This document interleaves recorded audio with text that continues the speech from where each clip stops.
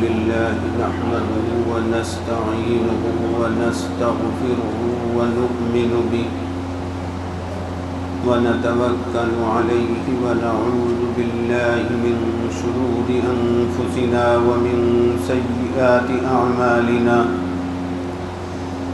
من يهده الله فلا مضل له ومن يضلله فلا هادي له وأشهد أن لا إله إلا الله وأشهد أن محمدا عبده ورسوله سبحانك لا علم لنا إلا ما علمتنا إنك أنت العليم الحكيم رب اشرح لي صدري ويسر لي أمري واحلل عقدة من لساني يفقه قولي أما بعد قال النبي صلى الله عليه وسلم خيركم من قرأ القرآن وأقرأ. معزز سامعین، اس وقت ہم سب لوگ ایک خاص نسبت کی بنا پر یہاں پر جمع ہوئے ہیں، اور وہ ہے تکمیل قرآن کریم. اور واقعی یہ مجلس انتہائی بابرکت اور بڑی فضیلت کی مجلس ہے، اور عام طور سے ایسی مجالس کے اندر قرآن کریم پڑھنے اور پڑھانے کی فضیلت، حفظ کرانے کی فضیلت بیان کی جاتی ہے.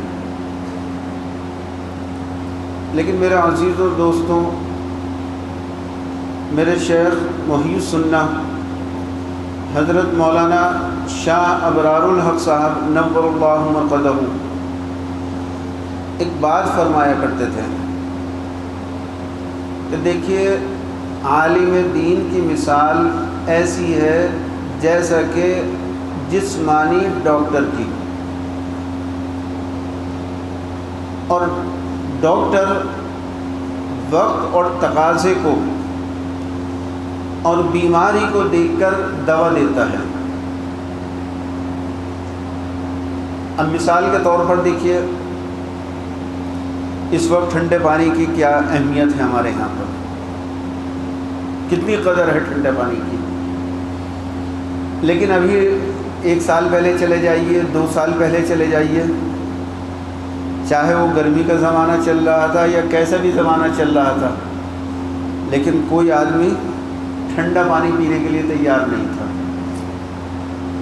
اگر اس موقع کے اوپر جو حالات پچھلے 2 سال سے چل رہے تھے، کوئی ڈاکٹر یہ کرے کہ لوگوں کو، اپنے یہاں آنے جانے والوں کو سب کو ٹھنڈا پانی پلاتا رہے، تو لوگ کیا کہیں گے کہ میں ڈاکٹر صاحب بستی کو مارنے کا ارادہ کر لیا ہے کہ آپ نے کیوں ٹھنڈا پانی پلا رہے ہیں. تو اس وقت تقاضا یہ تھا کہ ٹھنڈے پانی سے حفاظت کی جائے. ٹھنڈے پانی نعمت صحیح، لیکن وہ نعمت ہر وقت نہیں ہے، حالات اور موسم کو بھی دیکھنا چاہیے. تو ایسے ہی عالم دین بس خالی فضائل کے اوپر بیان کرتے رہیں کہ اس کی یہ فضیلت، اس کی یہ فضیلت، اور امت کسی بڑی بیماری کے اندر مبتلا ہے،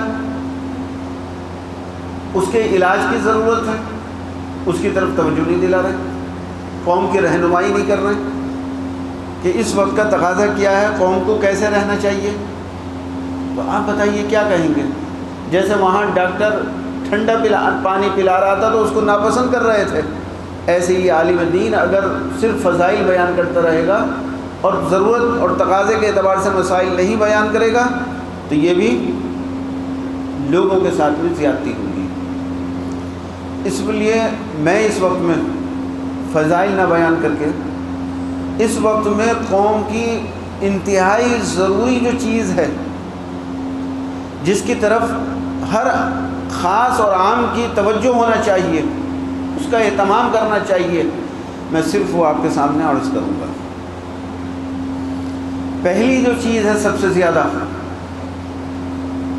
بلکہ اس سے بھی پہلے آپ دیکھیے جو موجودہ حالات ساری دنیا میں اور خاص طور سے اس وقت ہمارے ملک کے اندر چل رہے ہیں، وہ سب جانتے ہیں کیا حالات ہیں، کیسے مسلمان پریشانی کی اور بے چینی کی زندگی گزار رہے ہیں، کتنے خطرات سے گزر رہے ہیں۔ تو اس موقع کے اوپر کیا کرنا چاہیے ہم لوگوں کو؟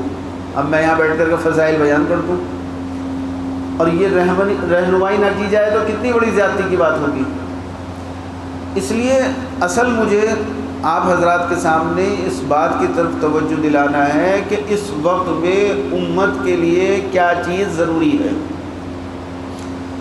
دیکھیے دو چیزوں کی طرف میں آپ حضرات کو بہت اہمیت کے ساتھ توجہ دلانا چاہتا ہوں، اور یہ خالی ویسا بیان نہیں ہے کہ آپ بیان میں صرف نام کے لیے شرکت کر لیے کہ ہاں ختم قرآن پاک تھا ہم نے بیان سن لیا۔ یہ ایک پیغام میں دینا چاہتا ہوں آپ لوگوں کو، آپ لوگ اس کو سنیے اور اس کے اندر غور کیجئے، اور غور کرنے کے بعد میں اب آگے اس کے لیے فکر کیجئے کہ ہمیں کہاں تک اس کے اندر کوششیں کرنی ہیں، وہ آپ اپنے اختیار سے اپنے طور طریقے سے کریے۔ تو دو چیزیں ہیں۔ پہلی چیز ہے سب سے زیادہ جو اس وقت امت کے لیے ضروری ہے، وہ ہے معاشی اعتبار سے، کاروباری اعتبار سے، مالی اعتبار سے قوم کو مضبوط کرنا، اور دوسری چیز ہے قوم کے اندر تعلیمی بیداری پیدا کرنا۔ یہ دو چیزیں بہت اہم ہیں۔ آج کتنے مسلمان ہمارے پریشان ہیں، کیسے کیسے بیچارے تنگی کی اور پریشانی کی زندگی گزار رہے ہیں۔ تو ہمیں چاہیے کہ ہم اپنی قوم کو مالی اعتبار سے، کاروباری اعتبار سے مضبوط کریں۔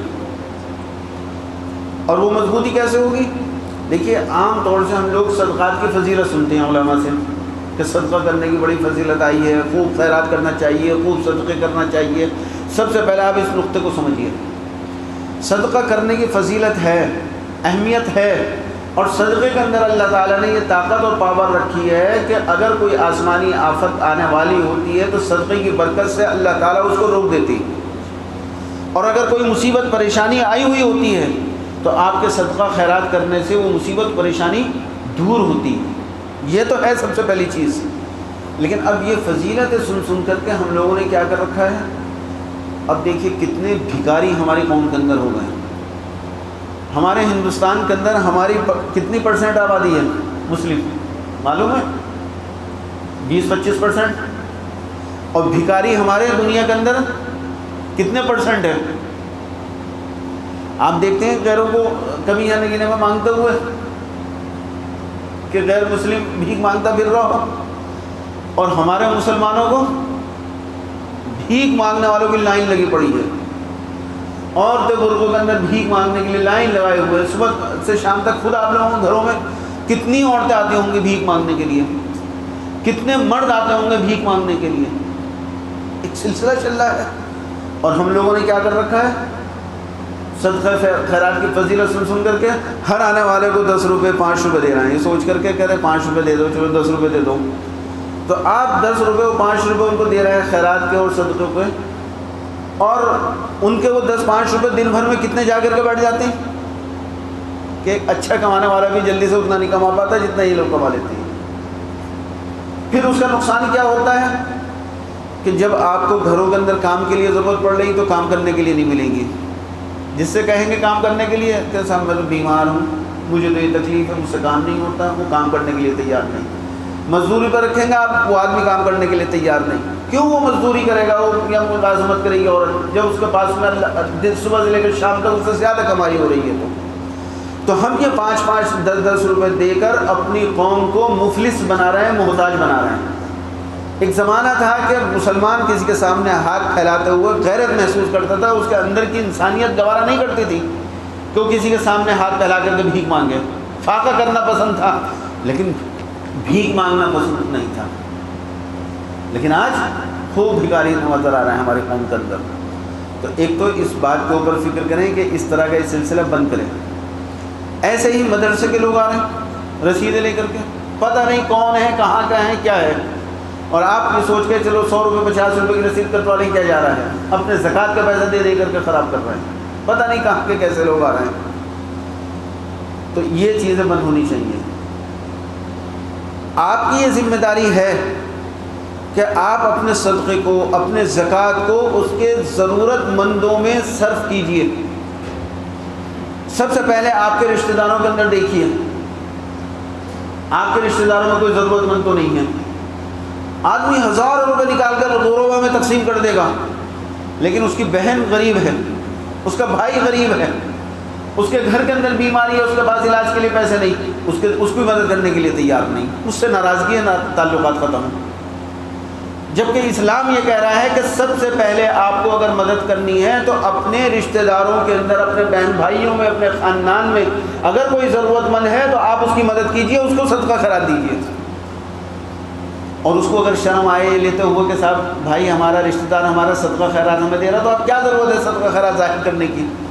آپ ان کے گھر پہ جائیے، پیار سے بیٹھیے، محبت سے بیٹھیے، ان کے حالات سنیے، جب پتہ چلے کہ وہ بتائیں یہ حالات چل رہا ہے تو نکال کر کے ایک اچھی بڑی رقم ان کو دے دیجیے، 1000 2000 20000 5000 جو اللہ تعالیٰ نے گنجائش دی ہے، اور صاف کہیے کہ بھائی آپ کے یہاں پریشانی ہے، اللہ نے گنجائش دی ہے، میں لو آپ اپنی اس سے ضرورت پوری کرو۔ آپ پوچھ لیجئے کسی دنیا کے مفتی سے کہ یہ جو صدقہ خیرات آپ اس طریقے سے عزت کے ساتھ کسی کے سوال کرے بغیر اس کے گھر کے اندر اسے ضرورت مند کو آپ پہنچائیں گے تو اس کے اوپر کتنا اجر و ثواب آپ کو ملے گا۔ حدیث پاک میں فرمایا گیا ہے ڈبل ثواب ملتا ہے ایسے رشتہ داروں کی مدد کرنے سے جو سوال نہیں کرتے، کسی سے مانگتے نہیں، بھیک نہیں مانگتے، ہاتھ نہیں پھیلاتے، اور عزت کی خاطر خاموش اپنے گھر کے اندر بیٹھے ہوتے ہیں، فاقوں سے زندگی گزار رہے ہوتے ہیں، تکلیفوں میں مصیبتوں میں زندگی گزار رہے ہوتے ہیں، دگنا ان کو دینے سے ثواب ملتا ہے۔ تو ہم یہ نہیں کریں آپ ہمارے مدرسوں میں دیجیے، آپ یہاں دیجیے، آپ اپنے رشتہ داروں میں دیجیے، اپنے محلے کے اندر جا کر دیکھیے کتنے آپ کے آس پڑوس کے اندر، آپ کے محلے کے اندر، آپ کی بستی کے اندر غریب گھرانے کے لوگ ہوں گے، ان کی مدد کیجیے۔ رہ جاتا ہے مدارس کا معاملہ، تو مدارس کے اندر آپ کی ذمہ داری ہے کہ مدرسے کے اندر آپ جائیے جہاں آپ کو اطمینان ہو۔ آپ کے شہر کے اندر کتنے مدرسے ہیں، سب سے جڑے ہوئے ہیں لوگ، پوچھ لیجئے کہ کس مدرسے کے اندر اچھی تعلیم ہوتی ہے، کس مدرسے کے اندر معیار تعلیم صحیح ہے، وہاں جا کر آپ خود ان کی مدد کیجیے۔ قوم کے علماء کی خدمت کرنا، مدارس کی خدمت کرنا، یہ ہماری ذمہ داری ہے، لیکن ہمیں وہاں جا کر ان کی خدمت میں پیش کرنا چاہیے، علماء کو عزت کے ساتھ میں دینا چاہیے۔ لیکن ہم یہ نہیں کرتے، اپنے دکان پہ بیٹھے ہوئے ہیں، اپنے گھروں کے اندر بیٹھے ہوئے، رسید بک لے کر کے آ گئے، اب پتہ نہیں کیسا آدمی ہے، کیا ہے، بس کٹوا لی رسید، سوچ لیا ارے ہم نے تو 50 روپے دے دیے، کیا جا رہا ہے، یہ جانے اللہ میاں جانے اس کا، ہمیں تو ثواب مل جائے گا، قطعاً ثواب نہیں ملے گا، یاد رکھ لیجیے گا۔ اور زکوٰۃ اگر دے دی اور وہ مستحق نہیں ہوئے، زکوٰۃ بھی آپ کی ادا نہیں ہوگی، گناہ گار ہوں گے آپ زکوٰۃ کے نہ دینے کے۔ اس لیے اپنے علماء کو، جن کو جانتے ہیں، جن کے مدرسے آپ کے علم میں ہیں، کتنے مدرسے ہیں آپ کے علم میں شہر کے اندر، آپ جاتے کیوں نہیں وہاں مدرسوں کے اندر؟ جائیے اور وہاں جا کر کے دیکھ کر کے خود اپنے نگاہ سے دیجیے، تو یہ صحیح مصرف میں آپ کا پیسہ پہنچے گا۔ تو اپنے پیسے کو صحیح جگہ پر خرچ کیجیے، اپنی قوم کی خدمت کیجیے۔ اب قوم کو مالی اعتبار سے مضبوط کرنا ہے، یہ صدقہ خیرات آپ آج سمجھ گئے نا کہ ایسے ماننے والوں کو، سوال کرنے والوں کو مت دیجیے، ان کی عادتیں خراب مت کیجیے۔ ان کے حدیث پاک میں فرمایا گیا ہے جو انسان سوال کرتا ہے، چاہے وہ مرد ہو عورت ہو، محتاجگی کا ٹھپا اس کے پیشانی کے اوپر لگا دیا جاتا ہے، ساری زندگی بھی آپ اس کو دیتے رہیں اس کا پیٹ نہیں بھرے گا۔ کتنے واقعات آپ پڑھتے نہیں رہتے فقیروں کے کہ بھرا ہوا بھنڈار کا بھنڈار اس کے پاس سے نکلا لیکن بھیک مانگتا تھا، تب بھی پیشانی کے اوپر مہر لگا دی گئی فقر فاقی کی، کتنا بھی آپ دے دیں گے کبھی بس نہیں کرے گا۔ تو اس لیے اس طریقے سے سوال کرنے والوں کو نہ دیں۔ ایک بات اور یاد آئی، لوگ کہہ دیتے ہیں کہ حدیث پاک میں تو فرمایا گیا ہے کہ سائل کو دو، سوال کرنے والوں کو دو، چاہے وہ گھوڑے پہ چل کر تمہارے پاس میں آئے، ہے نہیں یہ حدیث، اور مضبوط حدیث ہے بالکل۔ تو کہیں گے مفتی صاحب پھر اب آپ کیا کہیں گے؟ حدیث پاک میں تو یہ فرمایا جا رہا ہے کہ سوال کرنے والا جب کوئی بھکاری آپ کے پاس سامنے آ کر کے ہاتھ پھیلائے سوال کرے تو آپ اس کو دو، چاہے وہ گھوڑے کے اوپر چل کر کے آیا ہے۔ تو آپ اس کا مطلب تو سمجھیے پہلے، خالی آپ نے حدیث سن لی کہ اس حدیث میں اللہ کے نبی کیا فرما رہے ہیں۔ مقصد اللہ کے نبی کا بتانے کا یہ ہے کہ اگر کوئی آدمی اپنی ضرورت سے اور پریشانی سے آپ کے سامنے سوال کر رہا ہے اور اس کی عادت مانگنے کی نہیں ہے، اب وہ ظاہری طور پر اچھا لباس پہنے ہوئے ہیں، تو اب آپ ظاہری طور پر اس کے لباس کو مت دیکھو، کیونکہ بعض مرتبہ ظاہر کے اندر آدمی حیثیت والا معلوم ہوتا ہے لیکن اندرونی طور پر پتہ نہیں وہ کتنا پریشان حال ہے، آپ اس کی مدد کرو جو پیشہ ور نہیں ہے۔ جیسے یہ بیان میں نے اپنے یہاں بھی کیا تھا جب ہمارے یہاں قرآن پاک ختم ہوا تھا، میں نے یہ واقعہ سنائے تھے وہاں پر کہ ایک بہت بڑے بزرگ کے پاس میں، ان کا نام تھا شہر کے اندر، بہت اللہ والے بزرگ ہیں، ایک صاحب ایک ضرورت مند ان کی خدمت میں گئے، ان کا نام سن کر کے کہ بڑے اللہ والے ہیں، ان کے پاس جانا چاہیے۔ جا کر کے دیکھا وہ صاف ستھرے لباس میں، شاندار لباس میں بیٹھے ہوئے کھانا کھا رہے ہیں، اور کھانے میں وہ مرغی کھا رہے ہیں، مرغ چل رہا ہے۔ اور جیسے دیکھا ان کو آتے ہوئے، قریب آتے ہوئے اس کو ڈھانپا اٹھا کر کے ایک طرف رکھ دیا۔ وہ پوچھا کیا بات، کیسا آنا ہوا؟ تو ان صاحب کو بڑی تکلیف ہوئی، کہا کہ میں تو آیا تھا بڑی عقیدت سے ان کے پاس میں، اور ان کے اخلاق اتنے خراب کہ کوئی اگر کھانے کا وقت میں آ جائے تو ایک انسانیت کا تقاضا ہے کہ اس سے پوچھو، کھانے کے لیے پوچھو، اور یہ کیسے بزرگ اور اللہ والے ہیں کہ کھا رہے تھے مجھے دیکھ کر کے ڈھانپ کر کے رکھ دیا۔ تو یہ بس ملے سرسری اور چلے گئے یہاں سے۔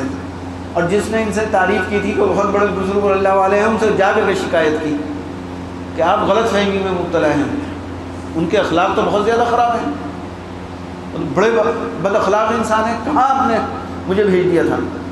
پوچھا کیا ہوا، ساری کہانی سنائی کہ کھانا کھا رہے تھے، میں نے دیکھا مرغی کھا رہے تھے اور مجھے پوچھا تک بھی نہیں اور ڈھانپ کر کے رکھ دی۔ تو ان کو بھی تعجب ہوا کہ یہ معاملہ کیا ہے۔ خیر یہ گئے، تعلقات تھے ان کے بے تکلفی تھی، جا کر کے عرض کیا کہ حضرت ایسے سے ایک بات کا مجھے اشکال ہے اور وہ میں آپ سے عرض کرنا چاہتا ہوں۔ پوچھا بتاؤ کیا بات ہے؟ انہوں نے سارا واقعہ سنایا کہ ایسے سے میں نے ایک صاحب کو بھیجا تھا اور آپ نے ان کے ساتھ یہ معاملہ کیا۔ تو کہا بالکل صحیح کہا تم نے، میں نے ایسے ہی کیا تھا، لیکن بات اصل میں یہ ہے کہ میں کئی روز سے فاقے سے تھا،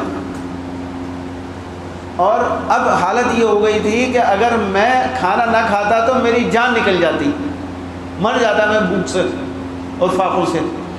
تو جب مجھے کوئی چیز نہیں ملی تو مری ہوئی مرغی میں نے اٹھا کر کے، جو کہ میرے لیے جائز تھی، اس کو کہا جاتا ہے عربی کے اندر مخمصہ۔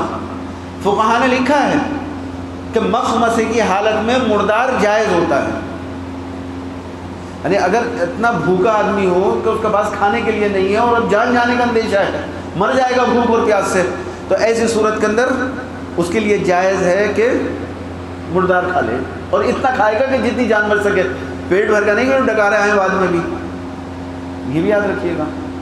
تو کہا میں تو ایک مجبوری کے لیے، اپنی جان بچانے کے لیے خاطر ایک مردار کو کھا رہا تھا، اب یہ انسان آ گئے تو میرے سامنے، کیا میں اس کو کھلاتا یا اس سے پوچھتا؟ اس لیے میں نے اس کو ڈھانپ کر کے رکھ لیا تھا۔ تو وہ ہے حدیث پاک کا مطلب کہ تمہارے پاس اگر کوئی سواری کو اوپر بھی سوار ہو کر کے آئے تو آپ ظاہر کو مت دیکھو، پتہ نہیں اندرونی طور پر کتنے حالات سے وہ گزر رہا ہے، اس لیے اس کے ہاتھ پہ کچھ نہ کچھ شکر دے دو۔ اور ایسے ہی ذرا کوئی پانی پلائے گا، پانی مل جائے گا۔ ایسے ہی میں نے خود دیکھا ہے حرمین شریفین میں، جو حضرات گروپ سے جاتے ہیں حج کرنے کے لیے یا عمرہ کرنے کے لیے وہ جانتے ہوں گے، انہوں نے خوب دیکھا ہوگا وہاں پر آج کل سب بفے سسٹم ہوتا ہے، کھانے کا وہاں پر نظام جو ہوتا ہے گروپ لیڈر کی طرف سے، وہ سسٹم سے ہوتا ہے باقاعدہ، سب ٹیبل لگ رہتی ہیں جیسے فنکشن ہالوں میں یہاں لگتی ہیں، آدمی اس میں سے اپنی مرضی سے جس طرح سے چاہے کھانا لے اور جتنا چاہے لے اور بیٹھ کر کے اپنے ٹیبل پہ کھائے۔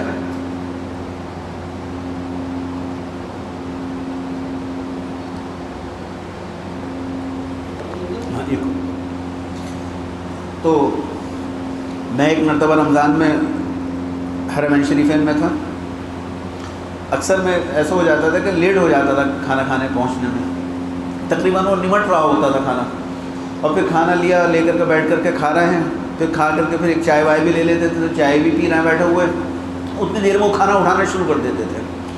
تو میں نے اکثر یہ دیکھا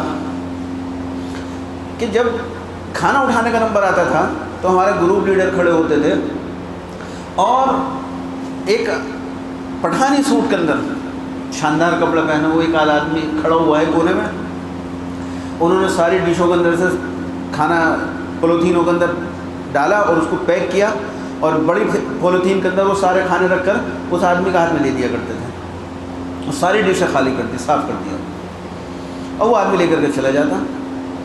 ایک تو مرتبہ میں نے دیکھا، مجھ کو کھٹک ہوئی، میں نے کہ یہ کیا معاملہ ہے، یہ کھانے کا کیا ہوتا ہے سلسلہ، اور اگلا ٹائم آتا تو پھر بہترین شاندار لگا ہوا کھانا ہم لوگوں کے لیے۔ تو میں نے اپنے گروپ لیڈر سے پوچھا کہ کیا معاملہ ہے، کیا ہوتا ہے یہ کھانے کا، آپ لوگ کیا کرتے ہیں اس طرح سے؟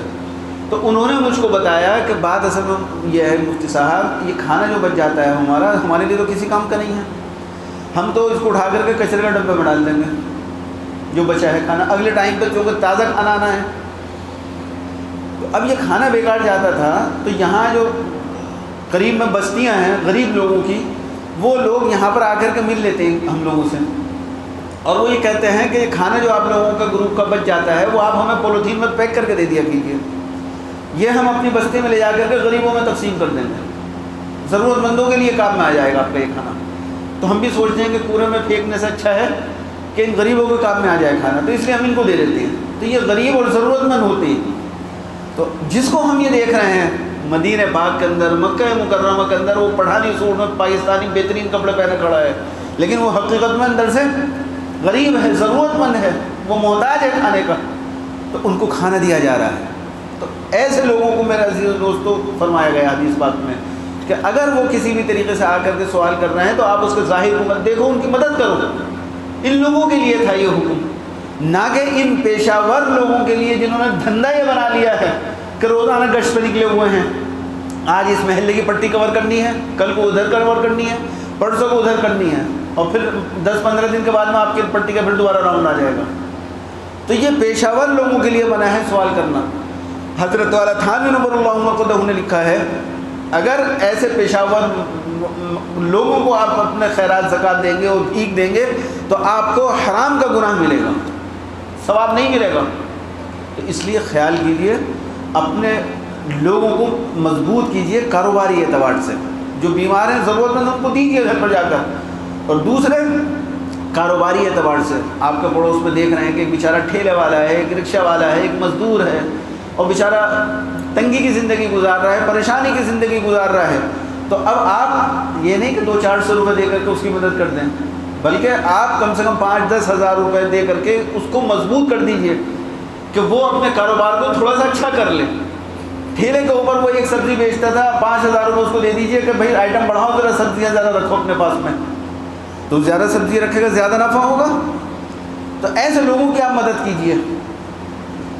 میرے علم میں ہے بعض لوگ کیا کرتے ہیں، اللہ نے انہیں گنجائش دی ہے، مال دیا ہے، پیسہ دیا ہے،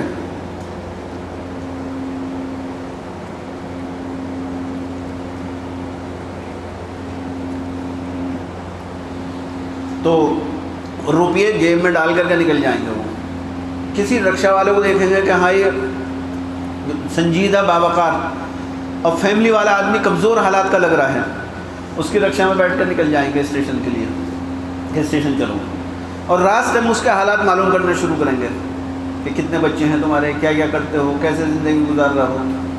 ایسے موقع بعد میں کھل جاتا ہے۔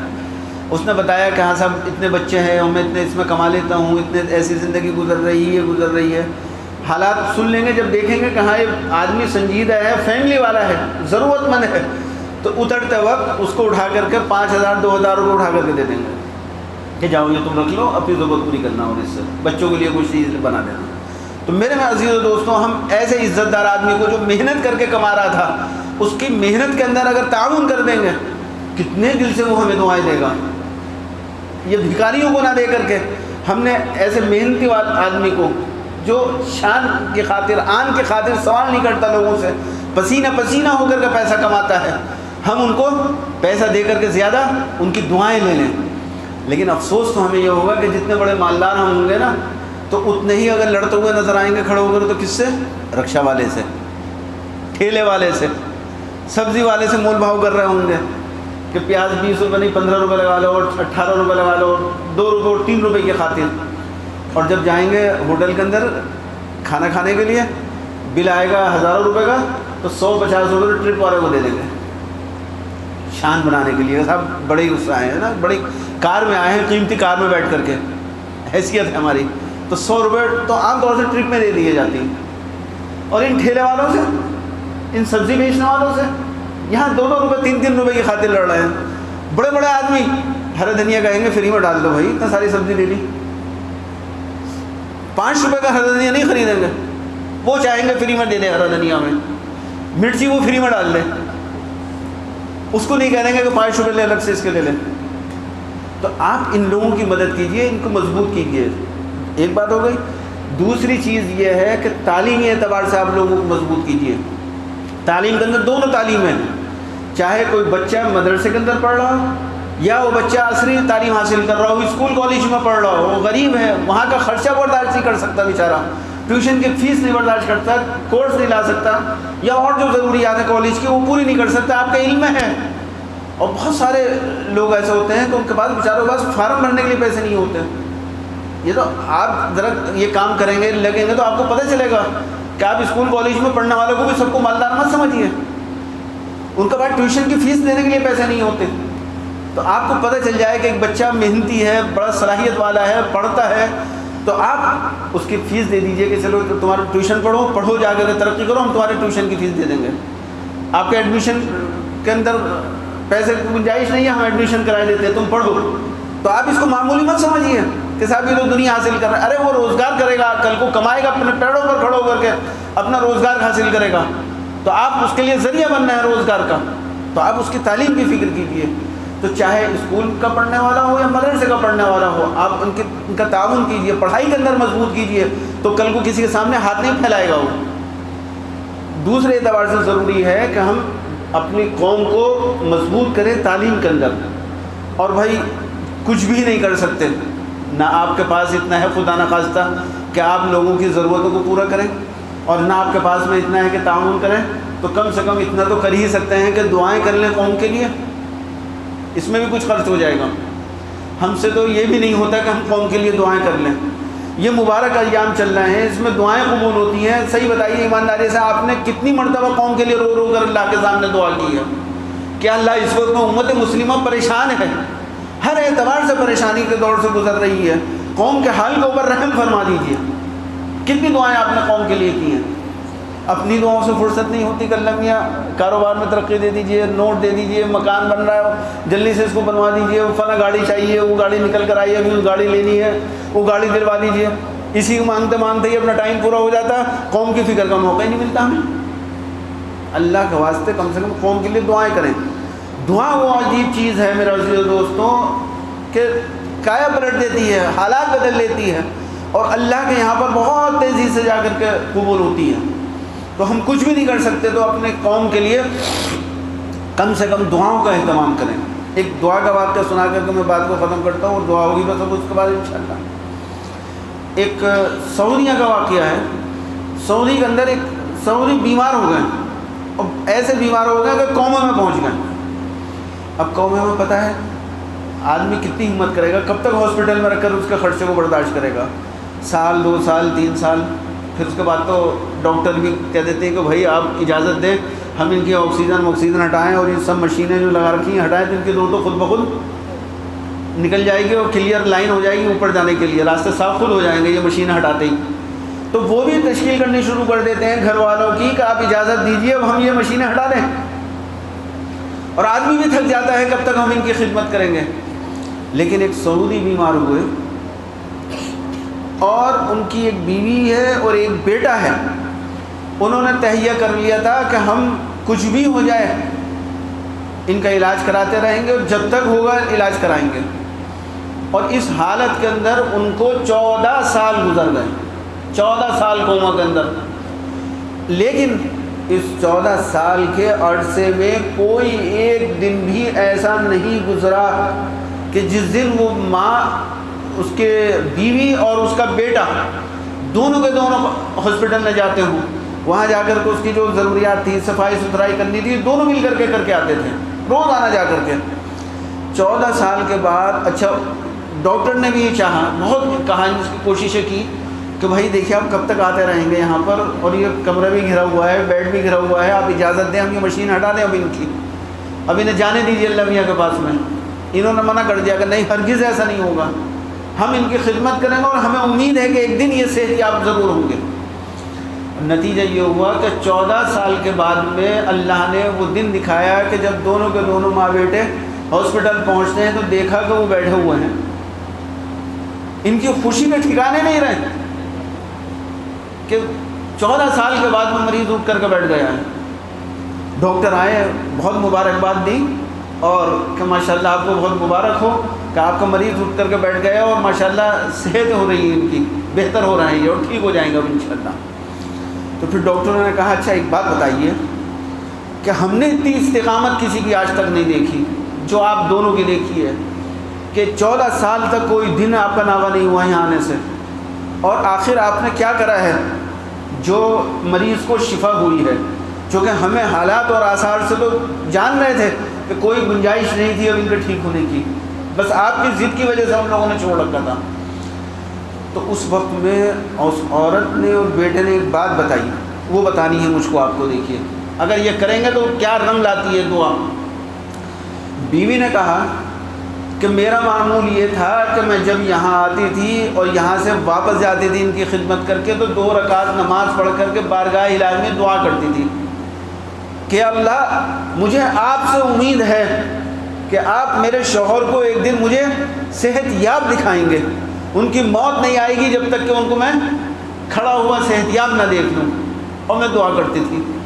اور میرے بیٹے کا معمول تھا کہ کچھ پیسے لے کر کے تھوڑے بہت یہاں سے نکلتا تھا اور محلے کے اندر جو ضرورت مند اور پریشان حال، جو میں نے آپ سے عرض کیا ہے، آپ اپنے محلے میں پریشان والوں کی مدد کیجیے، ان کی دعائیں لیجیے، رنگ لائیں گی دعائیں کہ جو ضرورت مند اس کو نظر آتا تھا گھریلو طور پر کمزور نظر آتا تھا یہ اس کی مدد کرتا تھا، اور مدد کرنے کے وقت میں صرف ایک بات کہتا تھا کہ میرے والد بیمار ہیں، ہاسپٹل کے اندر داخل ہیں، آپ یہ رقم رکھ لیجئے اور خدا را بس میرے والد کے لیے دعا کر دیجئے کہ اللہ تعالیٰ میرے والد کو صحت کر دے دے، میں ان کو صحت یاب دیکھنا چاہتا ہوں۔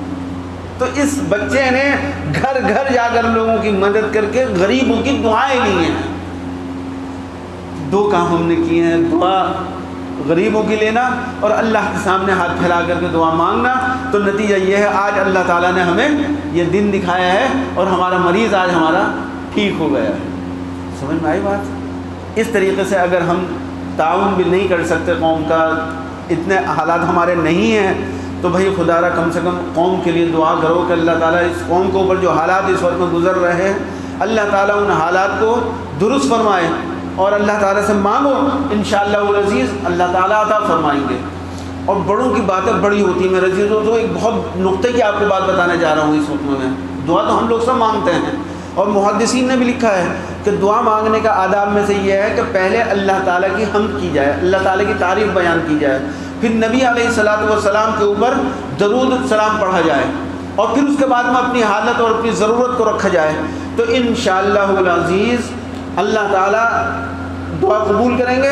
اور اس کے علاوہ اللہ والوں نے اکابرین نے ایک بہت نقطے کی بات لکھی ہے، دعا کے اندر شروع میں یہ ضرور کہہ رہو کہ اللہ ہم تو اتنے بڑے نااہل اور بیکار انسان ہیں کہ ہم سے دعا مانگنے کا طریقہ بھی نہیں آتا، ہمارے اندر سلیقہ بھی نہیں ہے کہ دعا کس طریقے سے مانگی جائے، آپ سے کس طریقے سے سوال کیے جائے۔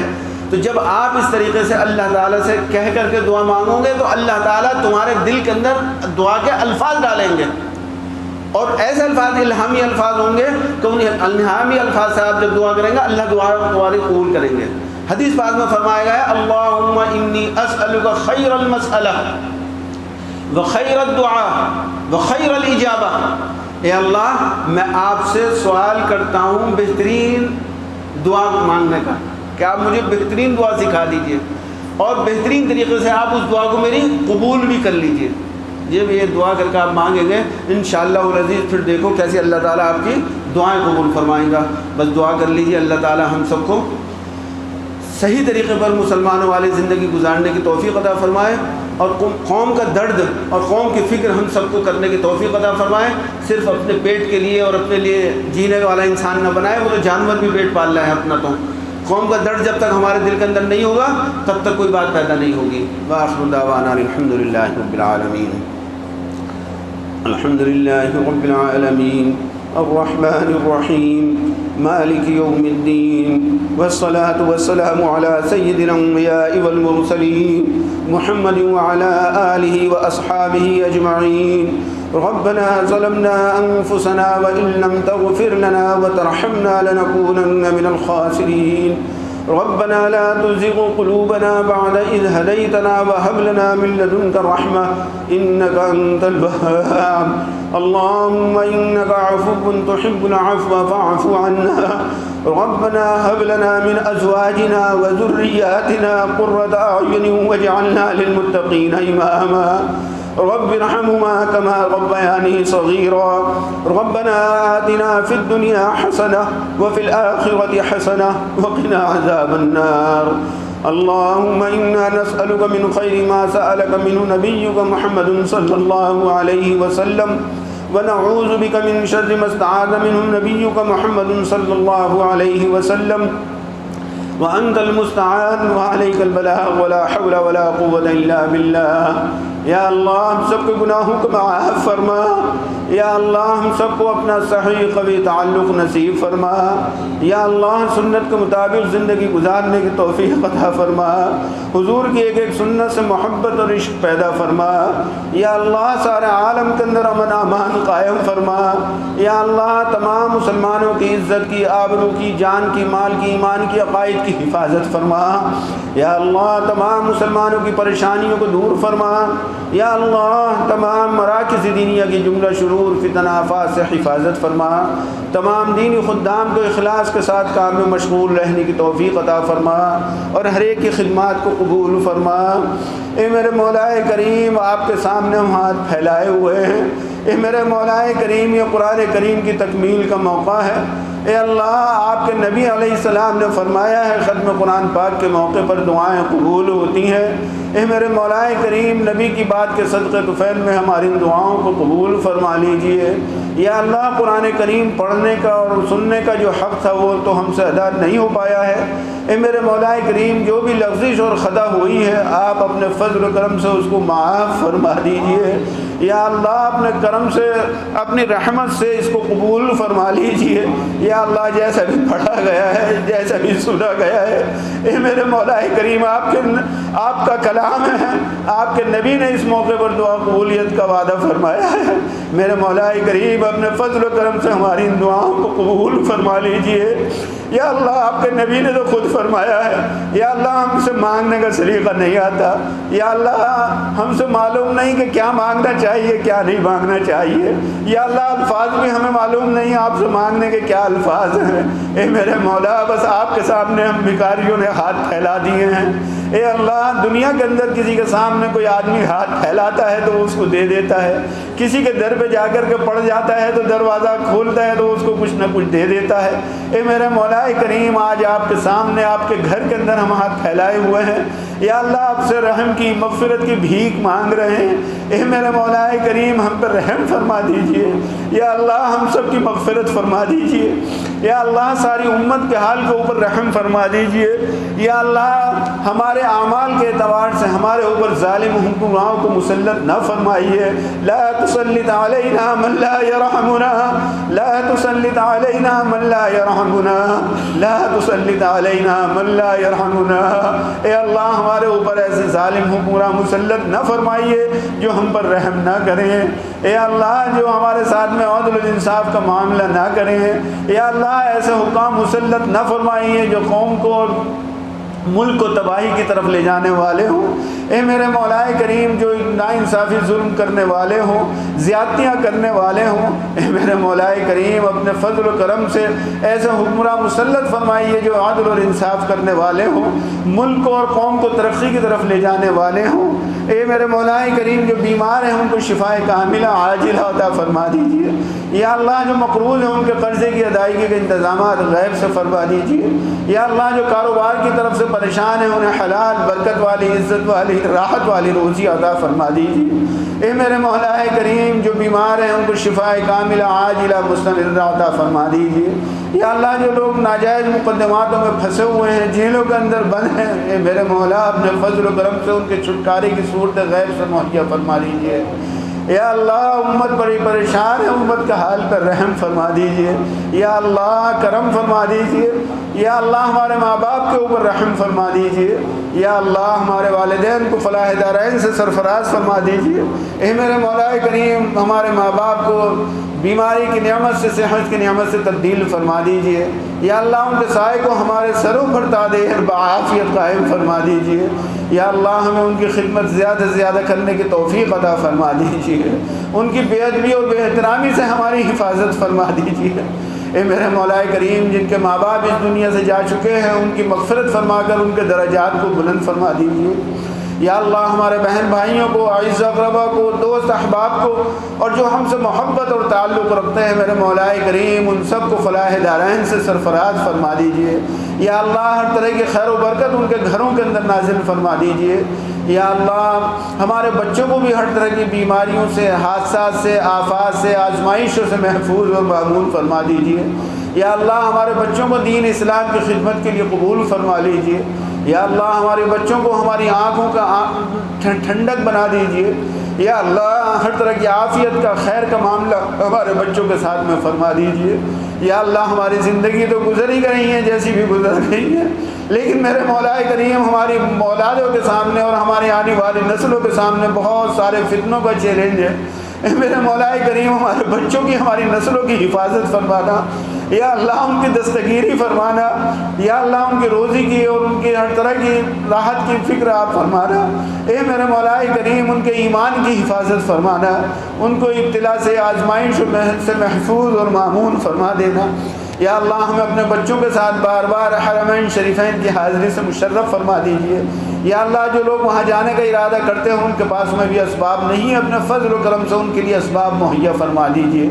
اے میرے مولا کریم جو لڑکے اور لڑکیاں نکاحوں سے بیٹھے ہوئے ہیں ان کے لیے رشتے نہیں ہو پا رہے ہیں، اے میرے مولا اپنے فضل و کرم سے بہتر رشتے ان کے اور جوڑے عطا فرما دیجیے۔ یا اللہ جو شادی شدہ ہیں اور ان کے اولاد نہیں ہوئی ہے انہیں نیک اور صالح اولاد عطا فرما دیجیے، اور جو بھی کوئی رکاوٹ ہو اس کو اپنے فضل سے دور فرما دیجیے۔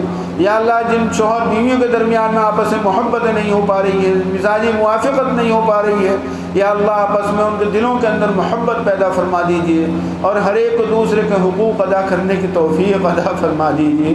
اے میرے مولا کریم یہ حاضرین یہاں پر بیٹھے ہوئے ہیں، نہ جانے کس کی کیا کیا ضروریات ہیں، کیا کیا مقاصد ہیں، لیکن میرے مولا آپ ہر ایک کی ضرورت اور ہر ایک کے مقصد سے بخوبی واقف ہیں۔ اے میرے مولا کریم آپ اپنے فضل و کرم سے ہر ایک کی ضرورت کو پورا فرما دیجیے۔